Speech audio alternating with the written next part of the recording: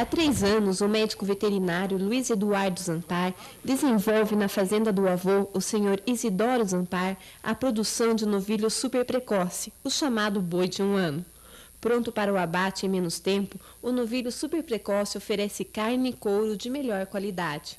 Comparado com o modelo tradicional, onde os bovinos alcançam o peso de abate em 3 ou 4 anos, o sistema de curta duração reduz o tempo de criação para 1 ano, ou no máximo 13 meses. Luiz Eduardo, o que é o super precoce? Bom, o super precoce é uma tecnologia que consiste em você desmamar o animal com 7, 8 meses de idade. E depois ele vem para o confinamento, permanecendo aqui em média durante 5 meses, onde você vai abater ele com 12, 13 meses de idade. Quais que são as vantagens desse sistema? Desmamando o animal com 7, 8 meses e trazendo ele para cá, você acaba liberando a fazenda, todas as outras pastagens, para que você tenha um maior número de matrizes. Você aumenta a receita, certo? A recria e a terminação é feito aqui dentro do confinamento. Enfim, você libera todo o resto das pastagens para você ter mais máquinas, que são vacas, para produzir produtos, que são os bezerros.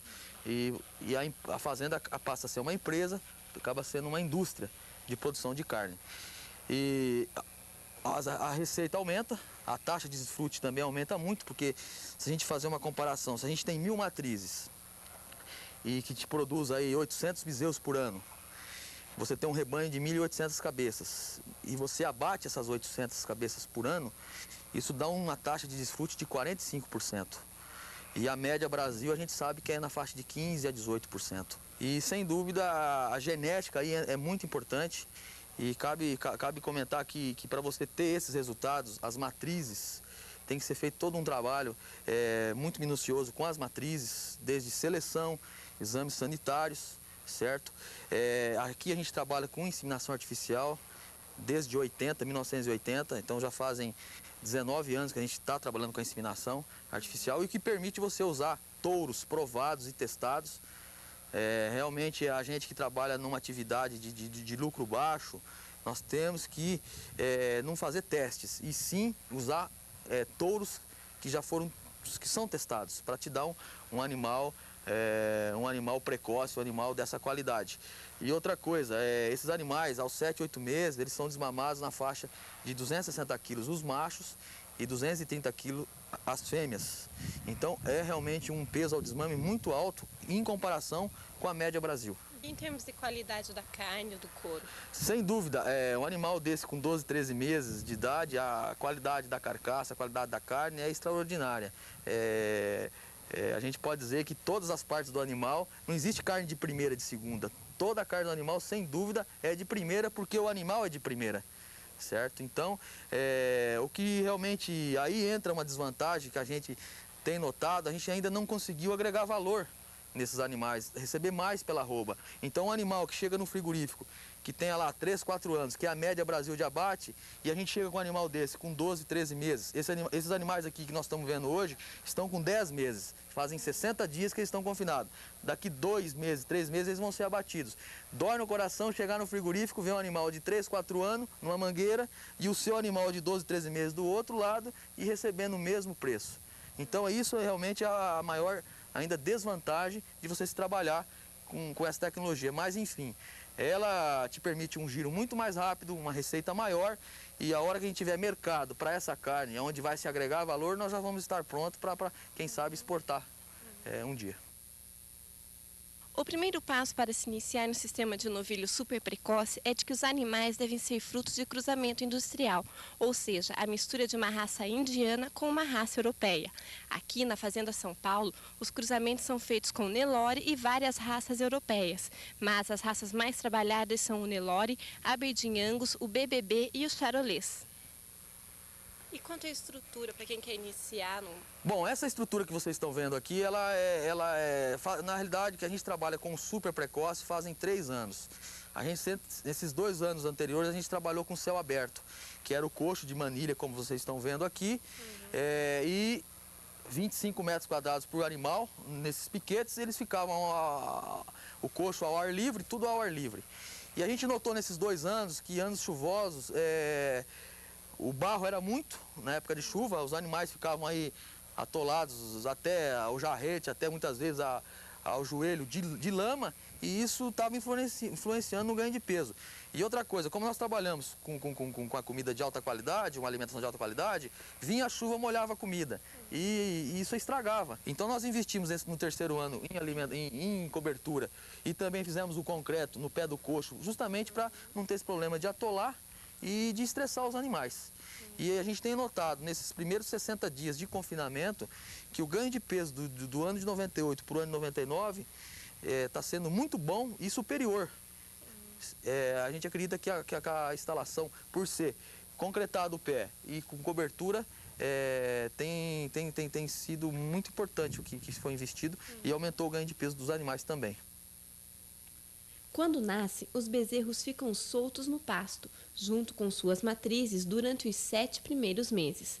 Após esse período, os bezerros são levados para o confinamento, para então iniciar o processo de engorda.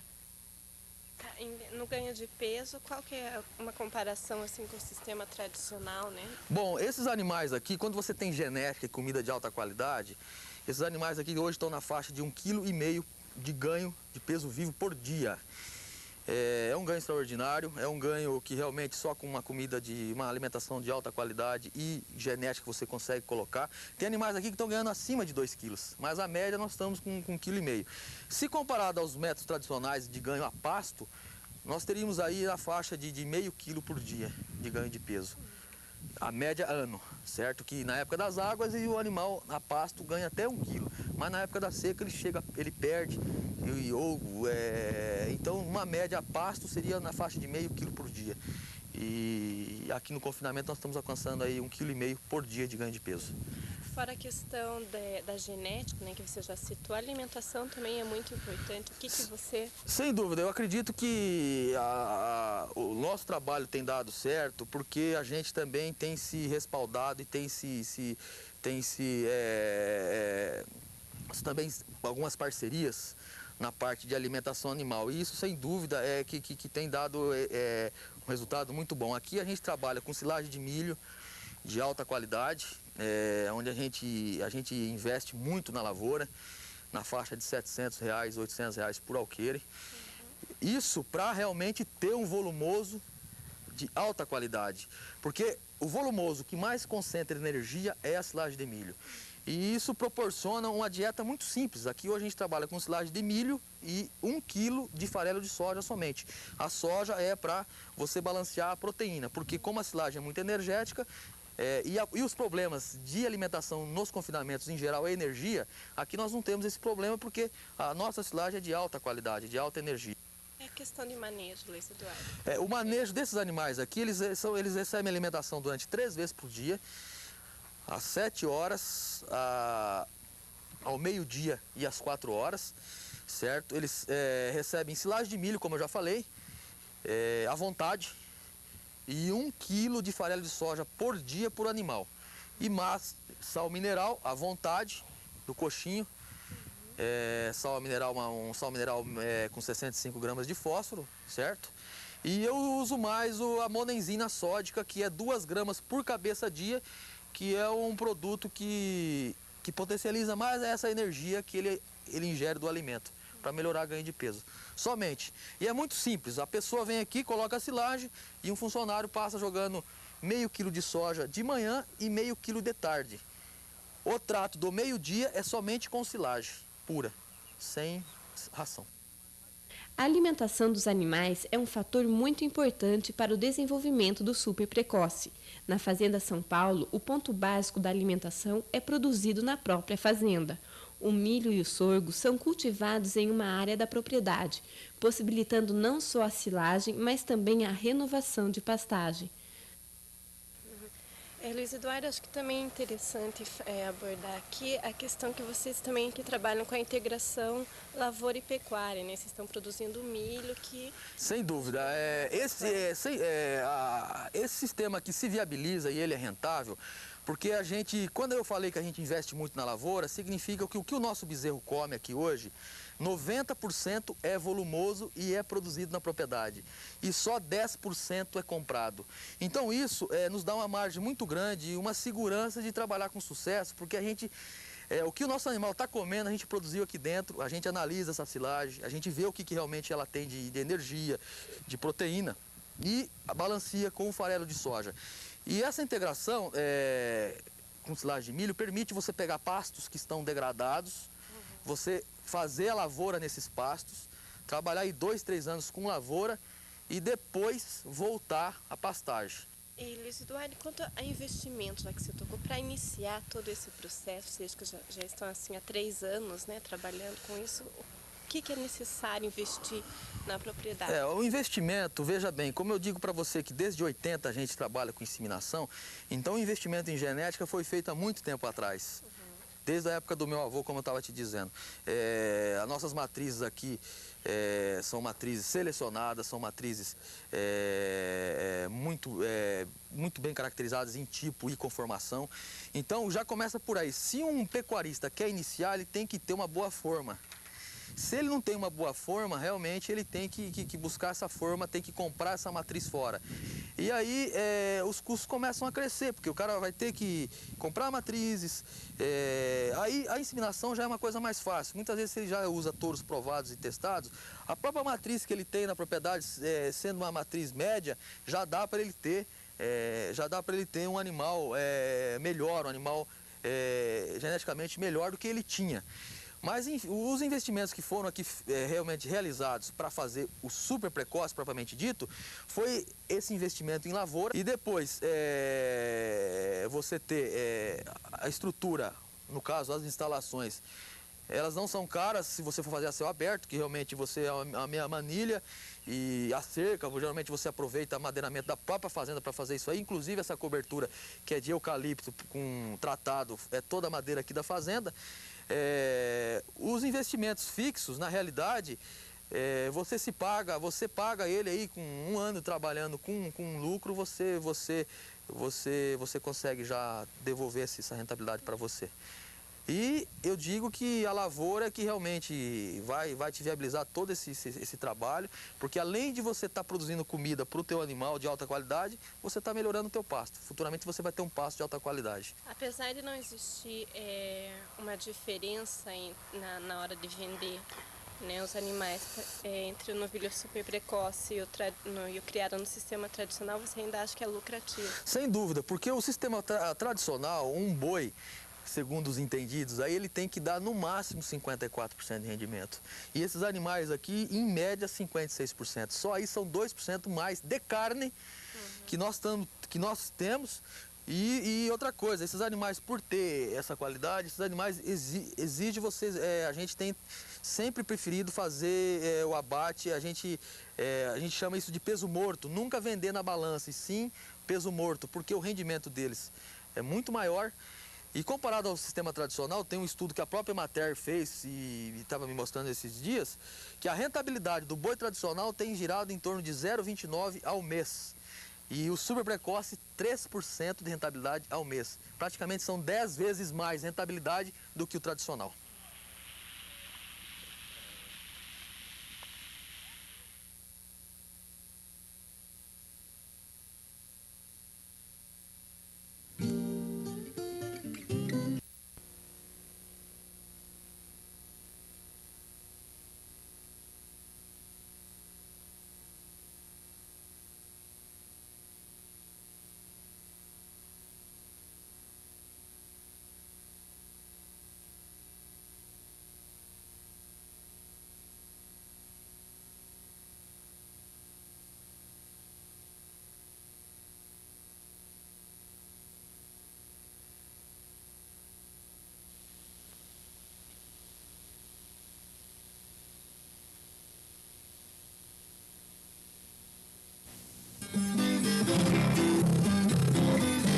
Imagens como esta são mais do que comuns na região noroeste do Paraná. Afinal, aqui se encontra o maior rebanho bovino do estado, algo em torno de 1.400.000 cabeças. As pastagens cobrem uma área de quase 1 milhão de hectares. Só que agora, o costumeiro cenário começa a se modificar. A novidade são as lavouras de soja, que já aparecem em muitas propriedades. Timidamente, a soja vai encontrando seu espaço em meio às áreas destinadas ao gado. E ela surge com propósitos bem definidos. Além de servir como renovação de pastagem em áreas degradadas e de baixa produtividade para a pecuária, ela representa uma alternativa complementar e rentável para o pecuarista. Toda essa transformação está sendo possível graças ao PATER, um programa de arrendamento de terras implantado em 96 pela Prefeitura de Umuarama. Para implementar o programa, a Prefeitura buscou o modelo em Minas Gerais. Depois, foram relacionadas as áreas passíveis de arrendamento, além de traçar o perfil dos arrendatários. Bem, a ideia foi do prefeito Fernandes Canavac e nós deslocamos até o município de Uberaba e Uberlândia, no Triângulo Mineiro, onde o programa idêntico já existe. E voltamos para Umuarama e procuramos então. Funcionamos como intermediação entre o dono da terra e o produtor. Buscamos os produtores de regiões tradicionalmente produtoras, principalmente pessoas com experiência em plantio direto, para que desenvolvesse o plantio direto na região do Arenito, que é a única forma viável de se praticar agricultura nesse tipo de solo. E as áreas estão crescendo a cada ano? As áreas estão aumentando, nós temos muitos pedidos e nós acreditamos num aumento gradativo dessa área de plantio de soja no Arenito nos próximos anos. Lançar as sementes de soja sobre o Arenito Kaiowá é um desafio ao qual não se furtou o produtor de Umuarama, Ézio Fiore. Baseado na longa experiência na produção de outras culturas, como algodão, café e feijão, ele vê também na soja uma atividade viável para os produtores locais. Para cultivar a oleaginosa, nesta safra ele arrendou 75 hectares. O plantio foi feito em cima da palhada de milheto.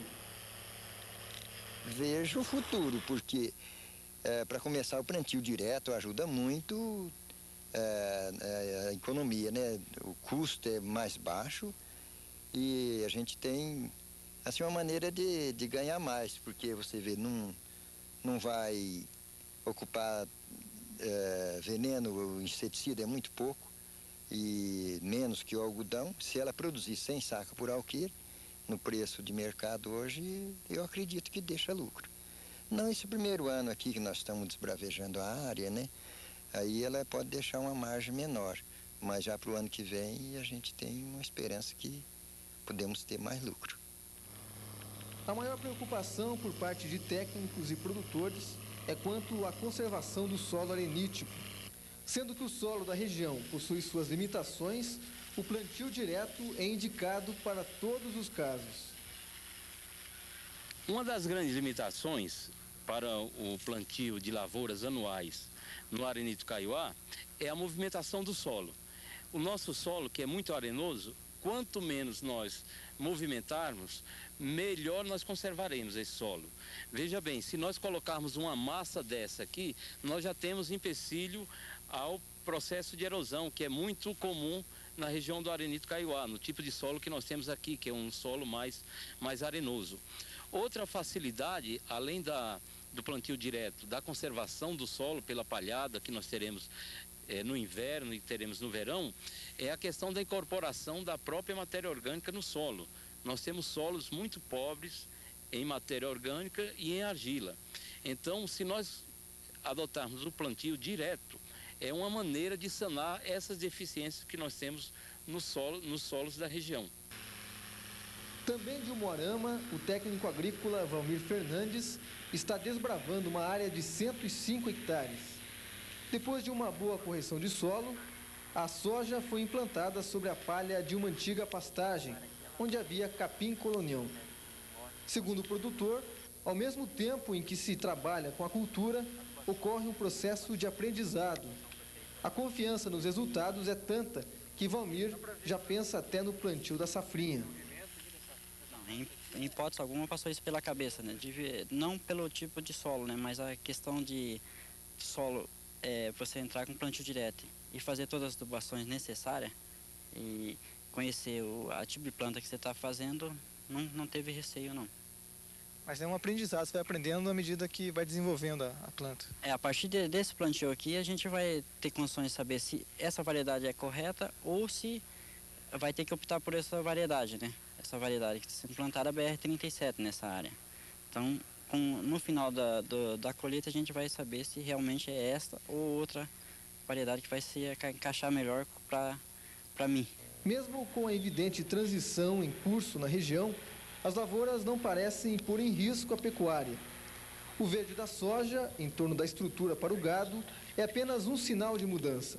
Mesmo isolado, o saleiro imóvel como que aguarda pacientemente pelo retorno do rebanho. Não, a mudança não é definitiva. Ela vale a lei da oferta-procura. A pecuária extensiva, nessa região noroeste, com as pastagens bastante degradadas, deixou o pecuarista numa situação muito difícil. E o soja, com o preço internacional varando de 14 a 15 dólares, ela vai se instalar aqui durante alguns anos. Nós acreditamos que a pecuária não irá terminar, muito pelo contrário. Ela simplesmente irá passar por uma mudança de comportamento. Ela irá ter em pastagens melhoradas, em confinamento, usando sal proteinado, e nós não teremos diminuição do rebanho, e sim nós teremos uma soja e milho, uma integração lavoura e pecuária, com milho, com soja e o boi. Então, na verdade, nós estamos promovendo uma diversificação do campo, ou seja, uma integração de lavoura e pecuária.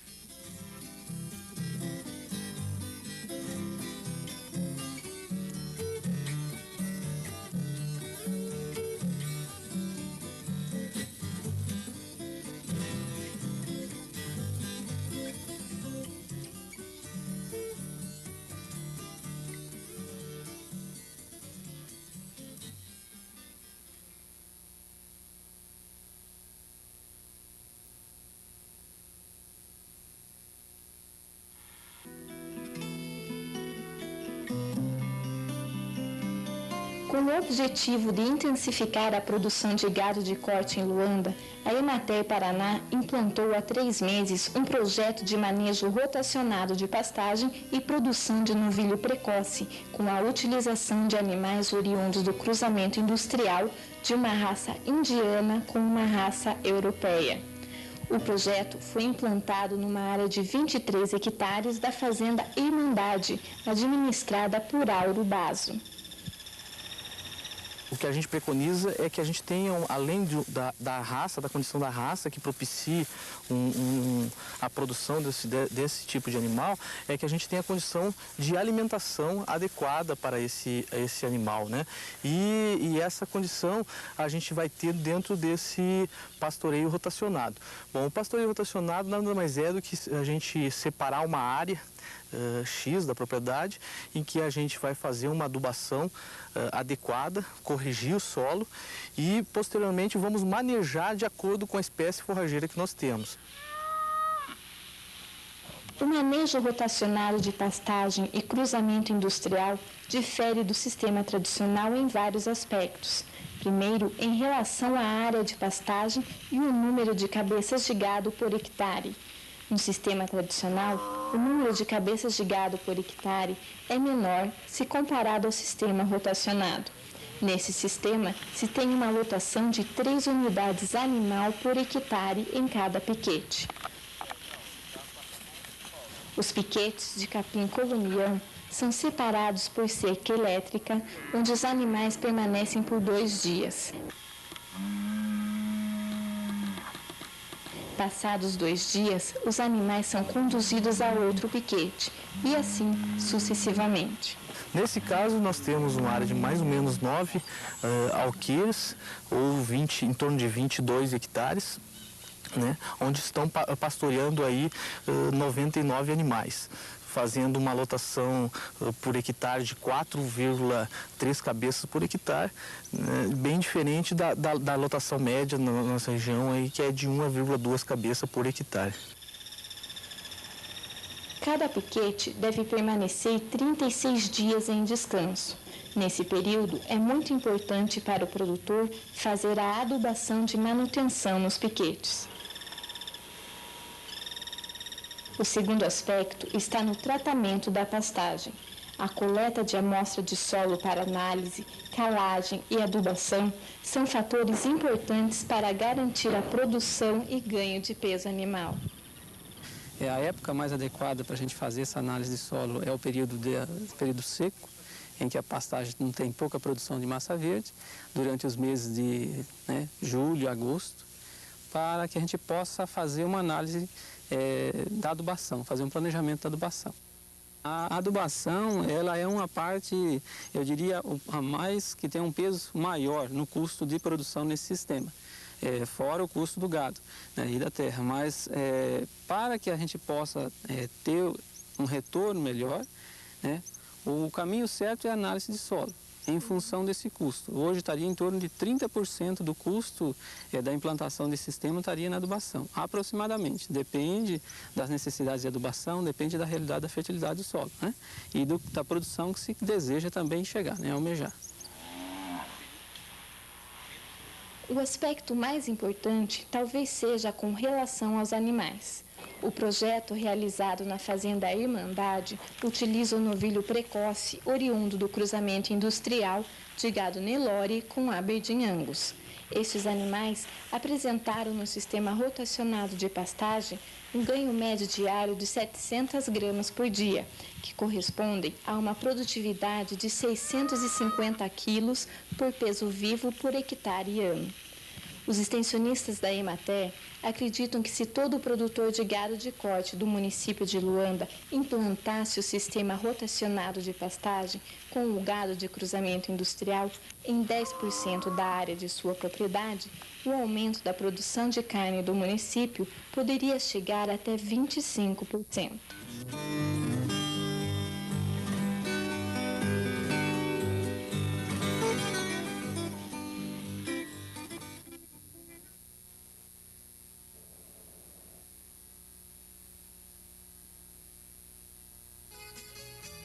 A região de Paranavaí tem o segundo maior rebanho bovino do Paraná. Aqui estão concentradas mais de 1.100.000 cabeças. O município tem pouco mais de 26 mil.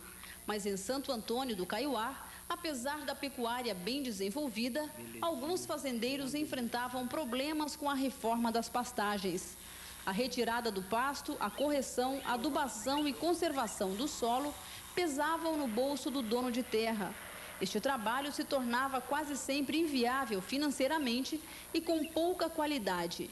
E foi daí que surgiu a ideia de reformar a pastagem em regime de comodato, abandonando o sistema de arrendamento. Os antigos problemas ficaram para trás. Então tinha uma série de problemas que acarretavam a má formação.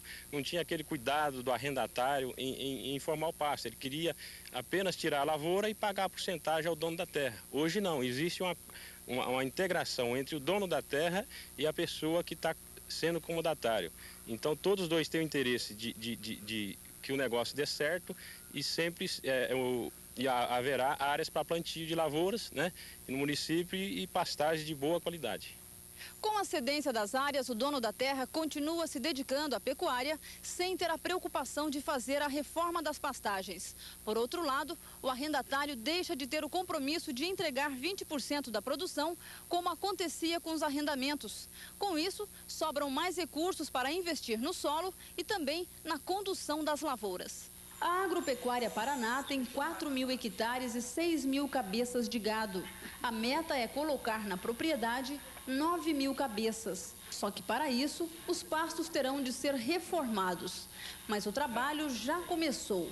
O seu Valmir ocupa 480 hectares da fazenda.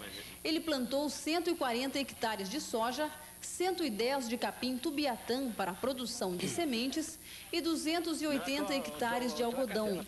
Somente na condução da lavoura de algodão foram gerados 50 empregos. Durante a colheita foram contratadas perto de 400 pessoas.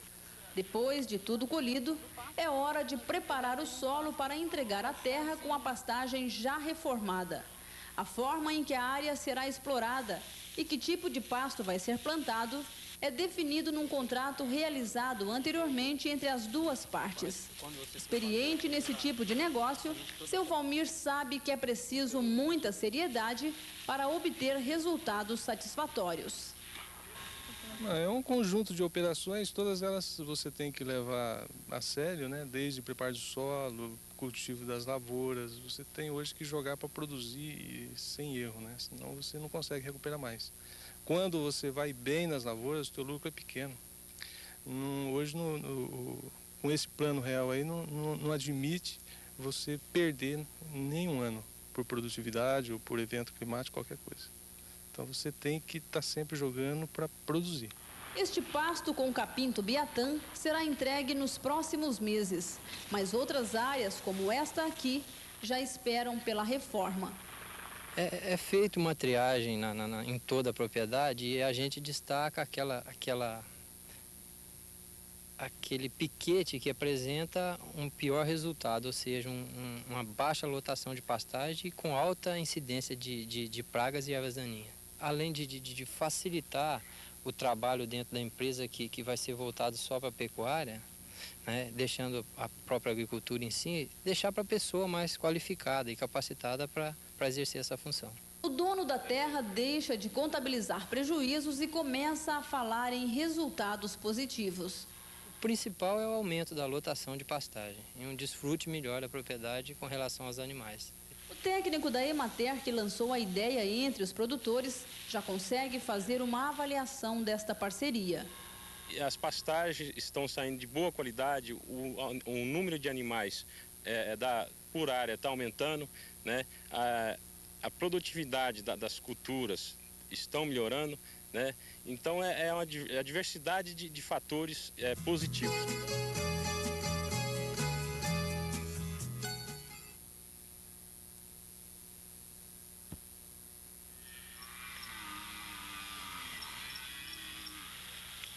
Tapejara, a 35 quilômetros de Umuarama, no noroeste do estado, caracteriza bem a realidade agropecuária da região. Ou seja, o município é dominado por pastagens e a atividade mais explorada pelos produtores é a bovinocultura de corte. Os pastos ocupam uma área aproximada de 50 mil hectares, o que representa 76,5% da área agricultável de Tapejara. O rebanho bovino é formado por 65 mil cabeças, das quais 58 mil são de gado de corte. A média de produtividade aqui é de 3 arrobas de carne por hectare. Para melhorar esse índice, os técnicos têm orientado os produtores a adotarem várias tecnologias. Uma delas é o sombreamento de pastagens. A Emater vem desenvolvendo um trabalho de sombreamento de pastagens no município há algum tempo, especialmente na microbacia Água do Palmito. Em 22 das 41 propriedades que fazem parte da microbacia, a tecnologia está em implantação. Em outras 7, o sombreamento de pastagens já está implantado desde 88, apresentando bons resultados. Sombrear uma pastagem significa cultivar árvores de maneira ordenada sobre os terraços. A distância entre elas é determinada pelo declínio do terreno, podendo variar de 4 a 5 metros umas das outras ou mais. O produtor pode optar por várias espécies, mas o aconselhável é o plantio de árvores de crescimento rápido. Em Tapejara, estão sendo muito utilizadas a canafístula, a grevilha e a leucena, entre outras. E quem pensa em fazer o sombreamento bem feito deve saber que a implantação do sistema demora pelo menos 2 anos. É que antes de sombrear, é necessário reformar as pastagens. A gente, arou a terra, né? E porque o terreno era muito cheio de gramas daninhas. E a gente resolveu, então, destruir e fazer um plantio, lavoura branca. E aí nasceu a ideia entre os meninos da Emater, que deu apoio, incentivo, a gente plantou esse arvoredo, essas árvores que vocês estão vendo aí. A pastagem parece que melhorou bastante, o gado também parece que se tornou mais sadio, não sei se é por isso, devido ao sombrio, enfim, tudo parece que melhorou, estou muito contente. O sombreamento também permite o aproveitamento econômico das plantas, e o seu Dionísio vendeu como lenha parte das árvores cultivadas em uma das áreas.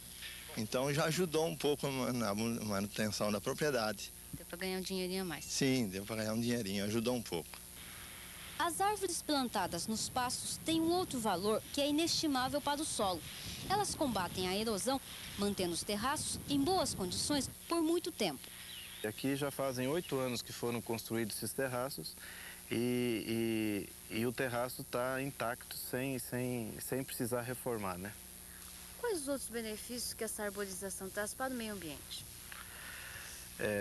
O meio ambiente, o clima se torna bem melhor, em função do controle dos ventos, não ressecando muito o solo, controlando melhor a umidade do ar. Outro fator importante é o controle do clima. Nas épocas quentes do ano, o clima se torna mais ameno e nas épocas de inverno protege contra as geadas. E outro fator importante é que, favorecendo o clima se tornando melhor no meio das pastagens, os animais vão pastorear com mais à vontade, se alimentando melhor e tendo uma nutrição melhor. O técnico tem aproveitado também para avaliar o desenvolvimento das forrageiras nessas áreas. Ele instalou essas gaiolas em vários locais. São gaiolas de proteção para a medição de massa. Mensalmente, o técnico corta o material de dentro da gaiola e faz a pesagem. 125 gramas, né? O mesmo é feito do lado de fora das gaiolas, onde os animais tiveram acesso ao alimento. 50 gramas. E depois, no final de um ano, a gente soma a quantidade de massa produzida e os valores nutritivos também juntamos também os valores nutritivos dessa forrageira que foi produzida aqui, para nós termos uma média de produção de massa e a qualidade dessa massa verde também nessas áreas de pastagens sombreadas. Esse levantamento ainda vai demorar alguns anos para ser concluído, mas o sombreamento em si já provocou mudanças bastante importantes. Nós tínhamos antes uma lotação de 1,5 cabeça por hectare e hoje nós temos capacidade para 2,5 a 3 cabeças por hectare, na mesma área depois de reformado. Outras tecnologias, como o cruzamento industrial, também estão sendo adotadas por aqui. Por causa dessas melhorias, a produtividade média do gado na microbacia é superior à média do município. Na microbacia Água do Palmito, se produz, em média, 6 arrobas de carne por hectare. É um gado precoce, porque o gado, a raça industrial, ele é um gado precoce, que ele, com 15 meses, 16 meses, ele chega a dar 16 arrobas. Enquanto que o bezerro Nelore, ele às vezes vai 3 anos e meio para dar as 15, 16 arrobas. E a expectativa do senhor é boa em relação a esses resultados com o cruzamento industrial? Sim, a gente está com um pensamento positivo. Quem sabe que vai dar certo, né?